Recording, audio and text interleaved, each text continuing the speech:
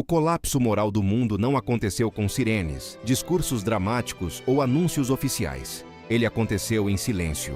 Aconteceu quando pequenas concessões viraram hábitos, quando mentiras úteis passaram a ser toleradas, quando o errado ganhou justificativa elegante, quando a consciência começou a ser tratada como obstáculo ao sucesso. Segundo a Bíblia, a decadência nunca começa nos palácios, começa nos corações. Não nasce nos sistemas, nasce nas escolhas diárias. O mundo não caiu de uma vez. Ele foi sendo abandonado, pouco a pouco, pela própria responsabilidade moral. Durante séculos, a humanidade soube distinguir certo e errado, mesmo quando escolhia errar. Hoje, muitas vezes, nem isso. O erro não é mais reconhecido, é defendido. A mentira não é mais escondida, é celebrada. A injustiça não é mais temida, é administrada. O problema não é a falta de valores, é o desprezo por eles, embalado em discursos modernos e slogans vazios. O colapso não começa com crimes gigantes, começa com pequenas permissões, uma fraude tolerada, uma verdade omitida, uma consciência silenciada, um princípio flexibilizado, um caráter ajustado à conveniência. Cada concessão parece inofensiva, até que, somadas, constroem um sistema inteiro baseado na mentira funcional. Vivemos em uma era onde tudo precisa ser relativizado. Nada pode ser absoluto, nada pode ser definitivo. Tudo precisa ser negociável. A verdade vira opinião, a moral vira preferência, a ética vira contexto. Nesse cenário, quem permanece firme é visto como problema. Quem se adapta é chamado de maduro. A Bíblia sempre alertou que chegaria um tempo em que o bem seria chamado de mal e o mal de bem. Não por ignorância, mas por conveniência. Quando fazer o certo custa caro demais, muitos preferem redefinir o certo. Não mudam o comportamento, mudam o vocabulário. O mais assustador não é que existam pessoas corruptas. Sempre existiram. O mais grave é que a corrupção deixou de chocar. Virou paisagem, virou rotina, virou meme, virou piada. Quando o mal perde a capacidade de escandalizar, o colapso já está avançado demais para ser ignorado. Antigamente a mentira precisava se esconder.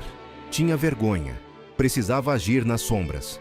Hoje, ela anda em público, bem vestida, bem assessorada, com discurso ensaiado e imagem cuidadosamente construída. Não se apresenta mais como engano, mas como versão alternativa da verdade. Não pede desculpas, exige respeito. E quem questiona é acusado de intolerância ou atraso. A sociedade moderna não abandonou a verdade por ignorância, mas por conveniência. A verdade atrapalha negócios, projetos, narrativas e reputações. Ela exige responsabilidade, cobra coerência, revela contradições. A mentira, ao contrário, é flexível, se adapta, se molda, serve a qualquer interesse. Por isso se tornou tão popular. Jesus afirmou que a verdade liberta, mas a mentira conforta. E para muitos, conforto é mais importante que liberdade. A mentira protege o ego, preserva a imagem, evita conflitos e mantém privilégios. Ela cria uma sensação artificial de paz, enquanto a realidade apodrece por baixo da superfície. Vivemos na era das narrativas. Pouco importa o que aconteceu, importa o que parece ter acontecido. Pouco importa o fato, importa a versão. Redes, discursos e manchetes constroem realidades paralelas. A verdade passa a ser decidida por curtidas, compartilhamentos e algoritmos, não por consciência.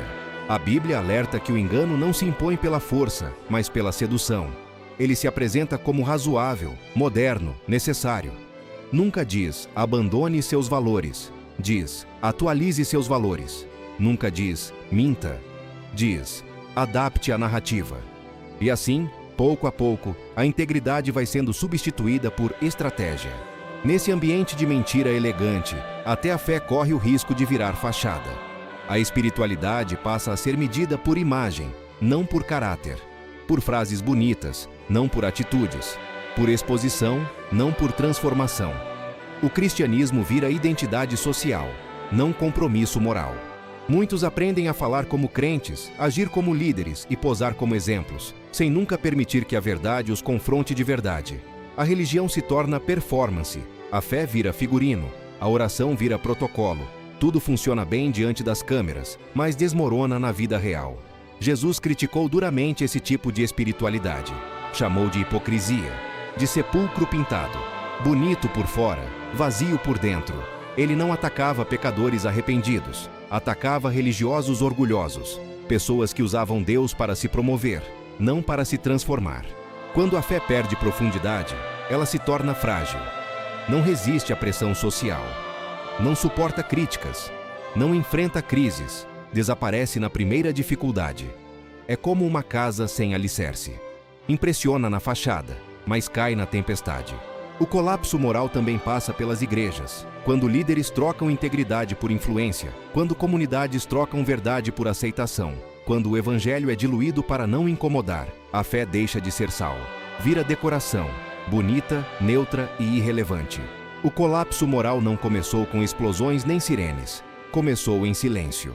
Começou quando o erro passou a ser chamado de opinião, quando o desvio virou estilo de vida, quando a confusão se disfarçou de liberdade. A decadência não invade portas, ela recebe convite.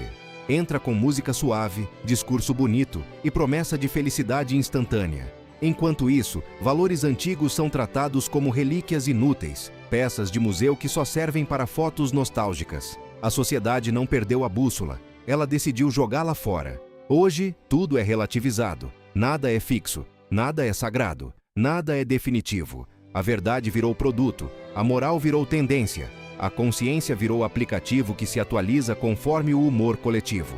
O que ontem era vergonhoso, hoje é celebrado. O que ontem era honra, hoje é motivo de piada. O mundo não enlouqueceu por acidente. Ele foi educado para isso.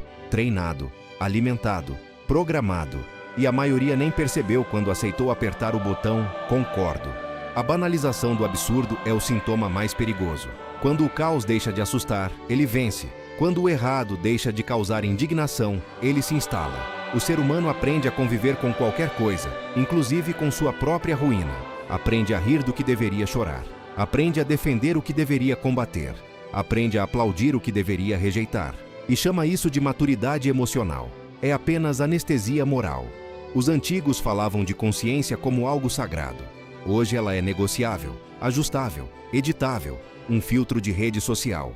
Remove o incômodo, embeleza a incoerência, disfarça a contradição. A pessoa erra, justifica, repete, racionaliza, persiste, normaliza e no final se convence de que está certa. Não porque está, mas porque ninguém mais tem coragem de dizer o contrário. O silêncio virou cúmplice. O colapso não é externo, é interno. Ele começa no coração, passa pela mente e termina na cultura. Não nasce nas leis, nasce nas escolhas diárias, nos pequenos acordos com o erro, nas concessões discretas, nos "só dessa vez", nos "não tem problema", nos "todo mundo faz". Assim, lentamente, a alma coletiva vai sendo corroída, não por ataques, por permissões. Vivemos em uma era onde a verdade foi rebaixada ao nível de preferência pessoal. Cada um cria sua versão, seu filtro, sua narrativa confortável. Fatos são ignorados, princípios são negociados. A realidade é editada como um vídeo curto, cortando o que incomoda. A Bíblia ensina que a verdade não se adapta às pessoas. São as pessoas que precisam se alinhar a ela. Quando isso se inverte, a sociedade entra em colapso sem perceber. A consciência foi feita para alertar, incomodar e corrigir. Hoje, ela é silenciada, abafada, distraída. O barulho constante impede o pensamento profundo. A pressa impede a reflexão. O entretenimento impede o arrependimento. Muitos já não sentem culpa. Sentem apenas frustração quando são descobertos. Não perguntam mais: "Isso é certo?" Perguntam: "Isso vai dar problema?" E isso muda tudo. Liberdade sem responsabilidade vira egoísmo sofisticado. A sociedade moderna quer direitos ilimitados e deveres mínimos. Quer voz sem consequência, escolha sem custo, prazer sem compromisso. A Bíblia ensina que toda decisão constrói ou destrói. Nada é neutro, nada é insignificante. Cada palavra, cada atitude, cada silêncio molda o futuro coletivo. Fugir da responsabilidade não é libertação, é abandono moral. A fé verdadeira exige coerência. A fé conveniente exige apenas discurso.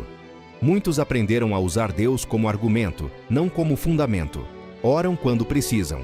Ignoram quando são confrontados. Citam versículos, mas evitam transformação.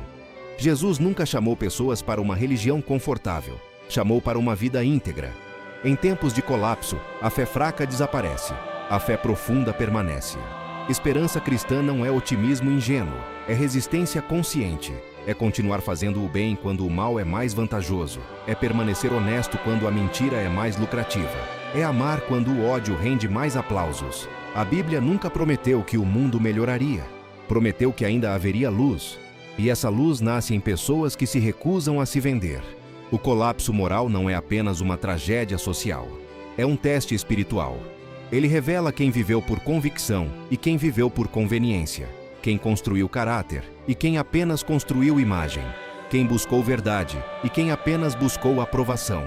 No fim, não serão os mais famosos que permanecerão, nem os mais ricos, nem os mais populares. Serão os fiéis à própria consciência, à verdade, ao bem, a Deus.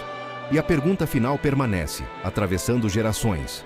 Quando tudo desmoronar, você será parte dos escombros ou parte da reconstrução?